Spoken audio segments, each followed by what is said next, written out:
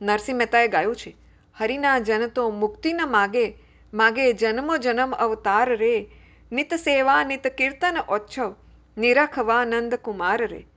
ધન્ય વૃંદાવન ધન્ય એ લીલા, ધન્ય એ વ્રજના વાસી રે, અષ્ટમહાસિદ્ધિ આંગણીએ રે ઊભી, મુક્તિ છે એમની દાસી રે. મારા ભક્તો મારા પ્રેમરૂપ અપ્રાકૃત સ્વરૂપને પામે છે, ત્યારે દેહગેહમાં આસક્ત પુરુષ અધોગતિને પામે છે. માતાજી, વધારે શું કહું? ઈશ્વરથી વિખૂટા પડેલા જીવને સુખ નથી. જેને ભક્તિનો રંગ લાગ્યો નથી, ભક્તિનો આનંદ જેને મળ્યો નથી, તે સારું સારું ખાવાની ઈચ્છા રાખે છે. શરીર ઘરડું બને છે, પણ મન તો જુવાન રહે છે. જુવાનીમાં ભોગવેલા સુખનું મન વારંવાર ચિંતન કરે છે. દરેકને જુવાની પછી ઘડપણ આવે જ છે. વૃદ્ધાવસ્થામાં શરીર નિર્બળ બને છે, ઇન્દ્રિયો કામ કરી શકતી નથી, ત્યારે પણ મન અને બુદ્ધિ તો જુવાન જ રહે છે. વૃદ્ધાવસ્થામાં મમતા છૂટતી નથી. જુવાનીમાં ભોગવેલા સુખ અને ભોગનું વારંવાર ચિંતન થાય છે. ઘડપણમાં ખાધેલું પચતું નથી. જઠરાગ્નિ મંદ થાય છે, છતાં ભાત ભાતની વાનગીઓ ખાવાની ઈચ્છા થાય છે. ડોસા ડોસીને કંઈક ખાવાની ઈચ્છા થાય તો તે બાળકનું નામ આગળ ધરીને કહે છે, આપણો બાબો એમ કહેતો હતો કે બહુ દિવસ થયા ભજ્યા કર્યા નથી. બાબો કશું કહેતો નહોતો, પણ ડોસા ડોસીની દાનત બગડી હતી. એમને ખાવાની ઈચ્છા હતી. તેલ મરચાંની ગરમ ગરમ વસ્તુ ખાય અને ઉપરથી ઠંડુ પાણી પીએ, પછી રાત્રે ક્યાં જાય? ભાગવતમાં લખ્યું છે કે કફ વધી જાય, બહુ ઉધરસ આવે, ત્યારે ઘરના લોકોને પણ બહુ ત્રાસ થાય છે. તમને ખાધેલું પચતું નથી તો પછી શા માટે ખાઓ છો? પણ મને એવું નફ્ફટ છે કે ઘરના લોકો સંભળાવે છે, પણ વૈરાગ્ય જાગતો નથી. વૃદ્ધાવસ્થામાં હાથમાં પૈસો ન હોય તો માનવીની દશા કૂતરા કરતાં પણ ભૂંડી થાય છે. તે પૈસા માટે પાપ કરે, ક્રોધ કરે, હિંસા પણ કરે છે. અતિ પાપી હોય તેને વૃદ્ધાવસ્થામાં યમદૂત દેખાય ત્યારે તે ગભરાય છે. અતિ પાપીને નરકનું દુઃખ પથારીમાં જ ભોગવવું પડે છે. અતિ પુણ્યશાળીને મુક્તિનો આનંદ મરતા પહેલાં જ મળે છે. કેટલાક રોગ એવા બતાવ્યા છે કે તે નરકની જ નિશાની છે. ભયંકર યમદૂત દેખાય, પથારીમાં લઘુશંકા દીર્ઘશંકા થાય, બહુ તરફડે.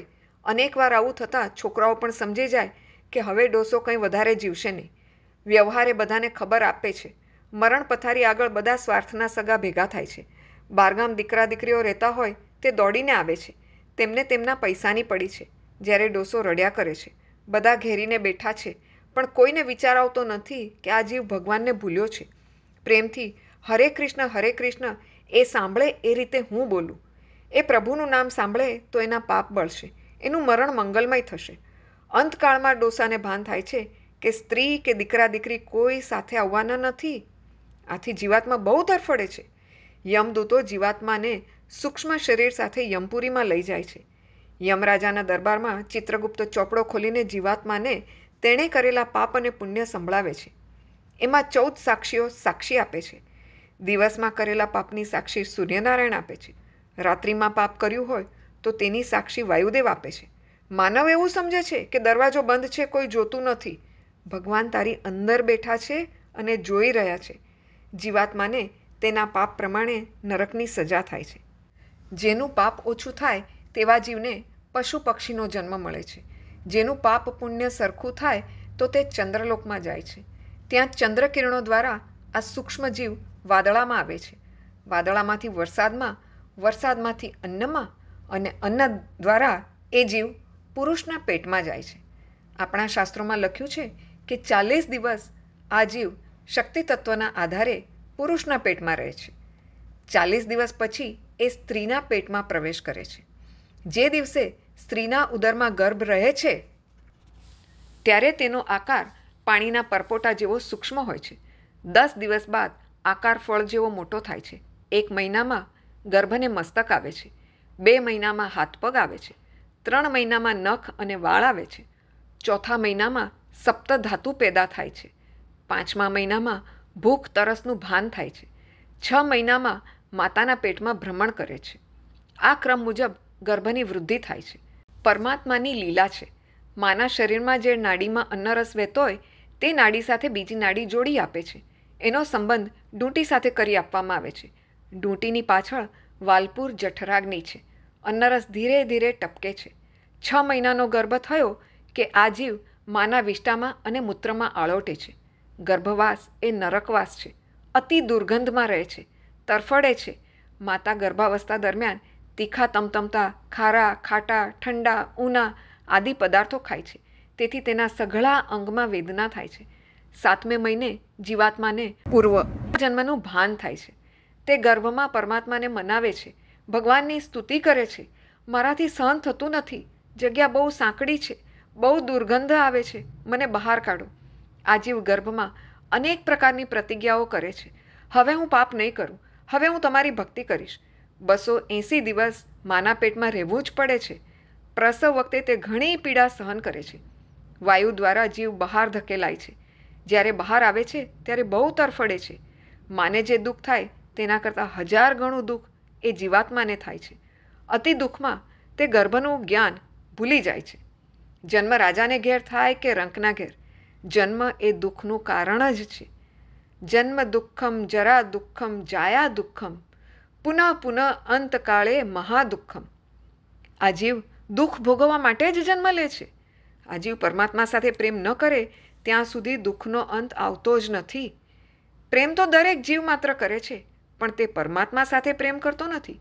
બાળપણમાં મા સાથે, થોડો મોટો થાય એટલે પુસ્તક સાથે, 2-4 ડિગ્રીઓ મળી જાય એટલે પૈસા સાથે, લગ્ન થાય એટલે પત્ની સાથે, બાળકો થાય એટલે બાળકો સાથે પ્રેમ કરે છે, પણ પરમાત્મા સાથે પ્રેમ કરતો નથી. આમ જીવાત્માને જન્મથી મરણ સુધી મોટા ભાગે દુઃખ, દુઃખ અને દુઃખ જ રહે છે. કપિલનારાયણ માતા દેવહૂતિને સાવધાન કરે છે, પરમાત્મા સાથે અતિશય પ્રેમ ન કરે ત્યાં સુધી જીવાત્મા જન્મ મરણના ત્રાસમાંથી છૂટતો નથી. સંતનું દ્રષ્ટાંત. વૃંદાવનમાં એક સંત રહેતા હતા. દિવસે ભક્તિ કરે, ધ્યાન કરે, જપ કરે, સેવા કરે, પાઠ કરે. સંતે નક્કી કર્યું, મન એક જ છે, તે ભક્તિ ન કરે તો કદાચ પાપ કરશે. આથી સંત આખો દિવસ ભક્તિ કરે. એક દિવસ એવું બન્યું કે સંત શાંતિથી રાધાકૃષ્ણનું ધ્યાન કરતા હતા. એટલામાં એક બિલાડી ઉંદરને મારવા દોડી. તે ગભરાયેલ ઉંદર દોડતો આવી સંતના ખોળામાં બેસી ગયો. આથી સંત ધ્યાનમાંથી જાગી ગયા અને તેને આશ્વાસન આપ્યું. સંતે તે ઉંદરને કંઈક માગવા કહ્યું. ઉંદરે કહ્યું, મને બિલાડી બનાવી દો. તે સમજો કે બિલાડી થઈશ તો બહુ મજા આવશે. સંતના આશીર્વાદથી ઉંદર બિલાડી બની ગયો. થોડા દિવસ પછી બિલાડીને મારવા કૂતરો ધસ્યો. એટલે બિલાડીએ સંત પાસે આવીને પોતાને કૂતરો બનાવવા માટે કહ્યું. તેને થયું કે કૂતરો થાઉં તો મજા પડશે, કેમ કે કૂતરો મારા કરતાં બહુ સુખી છે. થોડા દિવસ પછી કૂતરાને મારવા વાઘ તેની પાછળ પડ્યો. એટલે તેણે સંત પાસે જઈને વાઘ બનવાની ઈચ્છા પ્રગટ કરી. સંતે તેને વાઘ બનાવ્યો. વાઘ બન્યા પછી તેના મનમાં હિંસાના સંસ્કાર જાગ્યા. વાઘે વિચાર કર્યો, ઉંદરમાંથી બિલાડી, બિલાડીમાંથી કૂતરો, કૂતરામાંથી મને વાઘ બનાવ્યો, પણ કદાચ આ સંત નારાજ થઈને મને ઉંદર કે કૂતરો બનાવી દેતો. તેના કરતાં હું સંતને મારીને ખાઈ જાઉં, તો પછી કાયમનો વાઘ જ રહીશ, મને કોઈ મારશે નહીં. તે સંતને મારવા દોડ્યો. સંતો પરમાત્માની સૃષ્ટિમાં ફેરફાર કરતા નથી. પ્રભુની સૃષ્ટિમાં કોઈ ફેરફાર કરવા જાય તો તેના પુણ્યનો નાશ થાય છે. સંતે કહ્યું, મેં દયા કરી તને વાઘ બનાવ્યો અને તું મને જ મારવા આવ્યો. તું ઉંદર હતો તે સારું હતું, પાછો તું ઉંદર થઈ જા. અને તે વાઘ મટીને ઉંદર થયો. આ ઉંદર બિલાડીની વાર્તા નથી, આ આપણી જ વાર્તા છે. એકવાર આ જીવ પ્રભુની ગોદમાં ગયો. પ્રભુને દયા આવી અને તેમણે કૃપા કરીને તેને માનવ બનાવ્યો. તેને એવી શાંતિ આપી, એવી બુદ્ધિ આપી કે માનવ શક્તિનો અને બુદ્ધિનો સદુપયોગ કરે, સતત ભક્તિ કરવાની ટેવ પાડે અને કામ ઉપર વિજય મેળવે તો તે કાળ ઉપર વિજય મેળવી શકે. કામ અને કાળ બધાની પાછળ પડ્યા છે. જીવને શાંતિ નથી. પરમાત્માએ કામ અને કાળ ઉપર વિજય મેળવવા માટે, મરણ સુધારવા માટે આ જીવને માનવ બનાવ્યો છે. પણ તે માનવ બન્યા પછી કુસંગ અને કુકેળવણીથી એવો બગડે છે કે ભગવાનને માનતો જ નથી. જે પરમાત્માને માનતો નથી તે જન્મ મરણના ત્રાસમાંથી છૂટતો નથી. એ વારંવાર જન્મ લે છે. એને સંસારમાં રખડવું પડે છે. એ ઘટમાળ કાયમ ચાલુ રહે છે. હે માતાજી, મેં તમને જે ઉપદેશ કર્યો તે તમારા મનને કરજો. આ મન મિત્ર છે અને શત્રુ પણ છે. મન સંસારના વિષયોમાં ફસાય તો તે શત્રુ અને પરમાત્મા સાથે પ્રેમ કરે તો તે મિત્ર છે. તમારું મન બીજા કોઈને દેખાતું નથી. તમારું મન તમને જ દેખાય છે. તમારા મનને ધારો તો તમે સુધારી શકો છો. તમે જ તમારા મન ઉપર કૃપા કરો. માં, તમે તન નથી, તમે મન નથી. તમે તો બગડેલા તન અને મનને સુધારનાર ચેતન આત્મા છો. તમે પરમાત્માનો અંશ છો. માં, મનથી બંધન છે અને મનથી જ મુક્તિ મળે છે. મનને જે સાચવે છે તે મહાન બને છે. મન જેના હાથમાં છે તે પરમાત્માના ચરણે જાય છે. માં, હવે તમે જ નિશ્ચય કરો કે મારે હવે કોઈના પેટમાં જવું નથી, પતિ કે પત્ની થવું નથી. મારે તો પરમાત્મા સાથે એક થવું છે. દેવહૂતિ કહે, તમારા ઉપદેશથી મને ઘણો જ આનંદ થયો છે. થોડા સમયમાં તમે મને સુંદર બોધ આપ્યો છે. કપિલનારાયણ કહે, માતાજી, મારું કામ થઈ ગયું છે. હવે મારે અહીંથી જવાનું છે. કપિલદેવ જવા તૈયાર થયા ત્યારે દેવહૂતિની આંખો ભીની થઈ. મને એકલી છોડીને અહીંથી જવાના? કપિલનારાયણ કહે, માતાજી, સંસારનો સંયોગ વિયોગ માટે છે. આ જીવનો પરમાત્મા સાથે નિત્ય સંયોગ છે. તમારા હૃદયમાં નારાયણ છે. પ્રભુના નામનો આધાર છે. બીજું શું જોઈએ? માં, મન ઉપર વિશ્વાસ રાખશો ને, સતત ભક્તિ કરજો. પછી કપિલદેવ માતા દેવહૂતિને 3 વાર સાષ્ટાંગ પ્રણામ કરીને વિદાય થાય છે. ભાગવતમાં એવું લખ્યું છે કે માની પ્રદક્ષિણા એ મહાન પુણ્ય છે. જે માતા પિતાની સેવા કરે, પ્રદક્ષિણા કરે, તેને પૃથ્વી પ્રદક્ષિણાનું પુણ્ય મળે છે. કપિલનારાયણ ત્યાંથી ગંગાસાગર સંગમ તીર્થમાં જાય છે, જ્યાં ગંગાજી અને સમુદ્રનો સંગમ થયો છે. ગંગાસાગર સંગમ તીર્થમાં ગંગા કિનારે કપિલનારાયણ બિરાજ્યા છે.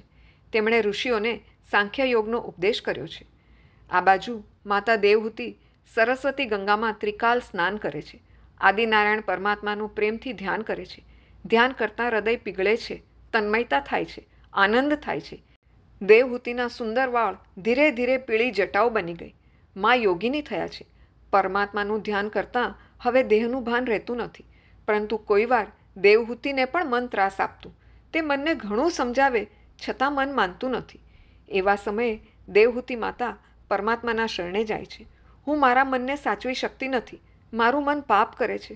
નાથ, કૃપા કરો. મન જ્યારે પાપ કરે, ખરાબ વિચાર કરે, ત્યારે પ્રેમથી પ્રભુના નામનું કીર્તન કરો. દેવહૂતિ પરમાત્માનું ધ્યાન કીર્તન કરતાં કરતાં એક દિવસ ભગવાનના ચરણમાં લીન થયા છે. દેવહૂતિને જ્યાં સિદ્ધિ મળી તે ગામને સિદ્ધપુર નામ આપવામાં આવ્યું છે. કપિલ મહામુનિએ માતા દેવહૂતિનો ઉદ્ધાર કર્યો, તેથી મહાપુરુષો તેને માતૃગયા પણ કહે છે. કપિલનારાયણની આ મંગલમય કથા વક્તા શ્રોતાઓના પાપને બાળનારી અને ભક્તિ પ્રદાન કરનારી છે. જે વક્તા આ કથા બહુ પ્રેમથી વર્ણન કરે છે, જે શ્રોતાઓ સાવધાન થઈને આ કથા સાંભળે છે, તેનું મનન કરે છે, તે વક્તા અને શ્રોતાઓને ભગવાન શ્રી કૃષ્ણના ચરણમાં અનન્ય ભક્તિ પ્રાપ્ત થાય છે. ઇતિ તૃતીય સ્કંધ સમાપ્ત. કૃષ્ણાર્પણ. શ્રી વૃંદાવન બિહારી લાલ કી જય.